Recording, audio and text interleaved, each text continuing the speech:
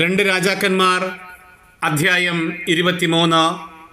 യഹോവാഹാസ് രാജാവ്.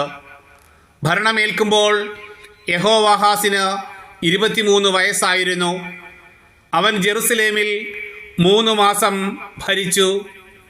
ലിബ്നായിലെ ജെറമിയായുടെ പുത്രി ഹമുത്താൽ ആയിരുന്നു അവൻ്റെ മാതാവ്. പിതാക്കന്മാരെ പോലെ അവനും കർത്താവിൻ്റെ മുൻപിൽ തിന്മ പ്രവർത്തിച്ചു. അവൻ ജെറുസലേമിൽ ഭരിക്കാതിരിക്കാൻ നെക്കോ അവനെ ഹമാത്തിലെ റിബ്ലായിൽ തടവിലാക്കി. 100 താലന്ത് വെള്ളിയും 1 താലന്ത് സ്വർണവും ദേശത്ത് നികുതി ചുമത്തി. ഫറവോ ആയ നെക്കോ ജോസിയായുടെ മകൻ എലിയാക്കീമിനെ രാജാവാക്കുകയും അവൻ്റെ പേര് യഹോയാക്കീം എന്ന് മാറ്റുകയും ചെയ്തു.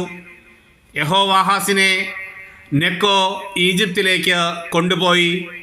അവൻ അവിടെ വെച്ച് മരിച്ചു.